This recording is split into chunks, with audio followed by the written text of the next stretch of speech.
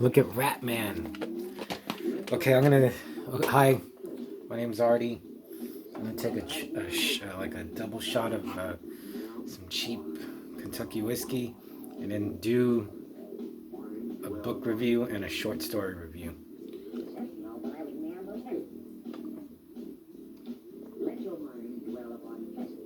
Oh, sorry, that's so gross. Oh, okay. So I finished this a couple of days ago. Erebus by Shaun Hutson. It's a terrible name for a book. It means Erebus, a region beyond Hades, the abode of the dead, the Greek god of darkness, born of chaos. So it doesn't have a date. I don't know what year this was published. I'm assuming late 80s. But I don't remember where I got this from. But I got it just because of the book cover. I didn't even read that it's the author of Slugs and Spawn. Have you seen Slugs the movie? I remember really liking that movie. And he seems to like really specialize in like his other books called Spawn and Slugs, or always some kind, or like worms and stuff like that. This one, ugh. This one I'll read like Wakely was a small farming community, a mere fly speck on the map. But there was something terribly wrong there, something wrong with the people. They were pale and gaunt. Many had abnormally long fingernails, and some had noticed an enlargement of their canine teeth. So there's a company, they're making like feed for all the animals, like cows and sheep and goats and pigs and stuff. And there's something in the feed that's like mutating them, and then if you eat it, pretty much you turn into a vampire. Someone had said there were zombies, and I was, at first it did seem like there were zombies, but then they're kind of like vampires, but they don't fly, and like you can shoot them, they blow their heads off or cut them up and they'll die. So they're not like your typical vampire, which was cool.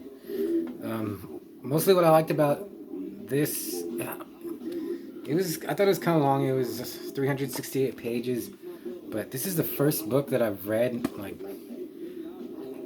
of like the 20 books that I've read, this is just all out. Make no mistake about it, this is a horror novel. Like some of the other ones I read were like sci-fi, or just not really horror, or like dramatic, and especially Stephen King. Man, he's really like, I would like to give him a good one right across the face, because he's not really a horror anyway. Shaun Hutson, he's not the best writer. He's like decent, and he could tell a story. But it just took me a while to read, even though I liked it. But this is like really gory. Like it actually kind of made me like sick. Some of the descriptions of, because it was like to animals, and it's just horrible.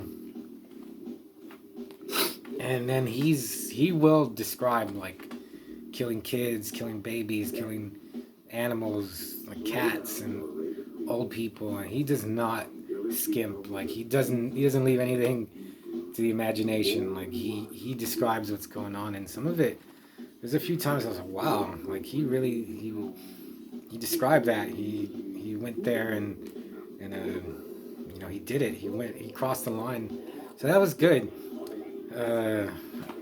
I'll give it a solid 3 out of 5 Manos Hands of Fate because of that, and I like that it was like I thought they were like psycho zombies, but I guess they're vamps, but still different enough, because then there's a bunch of them. But he doesn't have the part where like the town gets overrun, because the two main characters, they find the town is pretty much like deserted, and then they just find dead bodies, and there's no like one part where like the vampires come out and start killing everybody, but that didn't really bother me. One thing that there's again, like a lot of novels, there's a reporter and the farmer, and I always try to like cast like actors in my head in the books, but he described the reporter as like erotically gorgeous, so I just pictured like a porn star, because he just kept saying like, like her tits were big, and her ass was great, and she had long black hair, and he just kept saying how hot she was. All the guys just stare at her body, and like her face is like just like he said, erotic, and I was like, well, it sounds like a porn star. Just fine, I didn't care. At least was able to get someone in my head. They do I think they do some things where like I wouldn't do that. Like, but overall, I did enjoy it, and I would like to read Slugs and Spawn, but I think these books are kind of expensive now. But this one, like, this is a horror novel, like, finally I was okay. But then it took me a while to read. I didn't feel like compelled. Like some of these books, like People of the Dark or People in the Dark, I read that overnight. This one took me a while, but it had like a focus. They were going towards something, and right up to the very end, it was like I was like, this isn't just like some bullshit where the guy just doesn't know what's going on. At least I think Shaun, he had a plan and an idea, and he executed it. So, and it's like a downer ending, so that was cool. So I think I'm gonna take another little shot for my next review. This is what I got: some Kentucky Deluxe. Man, I was watching Spider-Man Far From Home last night. I love that movie. Okay. Try not to let it drip all over.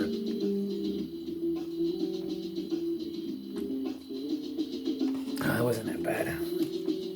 Okay. So now I'm going to review The Wilds by Richard Laymon, which is a short story at the back of Friday Night in the Beast House. Novellas, but this one is like, it's almost 100 pages. It's like 90 pages. I really wish, now that I've read it, I wish it was its own book, just so I could have it. And I think I've seen a cover on Amazon, like, I guess it was printed, but anyway, I remember I lent this book, Friday Night, I lent the Beast House series to, my friend Belen. Hey, Belen. And she's not into horror. She's not into horror movies. Like, doesn't really like gore. She doesn't like, no, I'm pretty sure she does not like gory movies. I don't even think she really likes to read that much, but I lent her this, and she loved it. And she loved Friday Night in the Beast House. And then she told me, she's like, yeah, the story at the end, The Wilds, so that was awesome. She's like, you gotta read it. And I was like, wow, that's cool. And I didn't read it. And then I lent this to my other friend Enrique, and he read it, and he's like, dude, that story, The Wilds, so that was fucking awesome. And I was like, man, they're totally like two different kinds of people. And they both love this story, so I was, well, I'll read it one day. And yesterday, I was like, I'm gonna read The Wilds. So, and I read it, and it was fucking fantastic. It's fucking crazy. It's about this guy, Ned Champion, who, like, he's in college, and he breaks up with his girlfriend, Cora. And they had planned, like a week getaway in the woods. So he decides to go by himself. And, I can't remember where it was. Let me just see if I can find it real quick.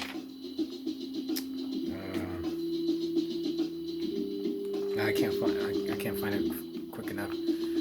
So like the first night, he drives there, and I'm just gonna spend the night in the car because it's dark already, and he's like, he's scared, like he's kind of a little bitch, and so he did, and then in the middle of the night, like he wants to piss, but he thinks there's people out there, or he thinks there's like someone out there hiding and like running around, but he really has to piss, so he gets this idea to like take off all his clothes except his shoes, and he runs around the car with his knife, like screaming and yelling and running around like a lunatic. Like his thought is, all, I'll show them I'm crazier, so they'll back off. So he does that, and then he pees, and he just said it felt good to do that. And he's keeping a journal, so you're reading it from his point of view. And then so like he starts hiking. He has a tent, and camping and hiking, and then he makes a fire, and then he walks at the lake shore, and he walks around the lake, and he's just enjoying the nature. And then slowly he just like wants to stay out in the woods. He just loves the feeling. Like he's like, this is like my mountain. It's on a mountain. He's like, this is my mountain. And he meets campers. He'll talk to them, but he doesn't. Like he's like my place. They shouldn't be here. And then he'll get naked and like walk around at night. He loves the feeling of like the air on his skin. And then like he's like camping, and he hears people like walking on a trail, and he's like spying on them. And he likes the feeling of like they don't know that he's watching him. And then he sees these two girls camping, and he like sneaks up on them, and he's watching them. But then they see him, and all this stuff just starts happening. I don't want to give it away, but slowly I guess he's just descending into madness, because he starts following people and then getting naked, and then he starts killing people, and it was just. Richard Laymon is just something else, man. Like I was hating Ned. I think I hated him. I just because he's kind of a pussy, and then he just the things he does are just like crazy. And oh man, I don't know if I should spoil it for you. If someone watches this and wants to know like the cool like kind of twist ending, it was really good. I've described Laymon books for other people, and no, that's just stupid. No, that would never happen. I mean, you read sci-fi books and books are supposed to be like outlandish, crazy stuff that doesn't normally happen, but can happen in a book. So what happens at the end, I was like, wow, that was weird. So The Wilds, man, I don't know, like I guess you have to buy Friday Night in the Beast House to get The Wilds, or maybe not. I don't know, maybe I guess you could get it on Kindle. I don't know, I don't read books like that. I have to have the book. But The Wilds, like I'm finally, thanks Belen and Enrique for telling me how great this story was, and I'm feeling the whiskey now. Yeah, The Wilds was just the thoughts this guy has in his head, the things that he does. I've never read a book like this, or really seen a movie like this. I mean, I guess there's movies about killers and serial killers and maniacs, but not the way Laymon writes them. He's just all on his own. And I hope like someone makes a movie of his books.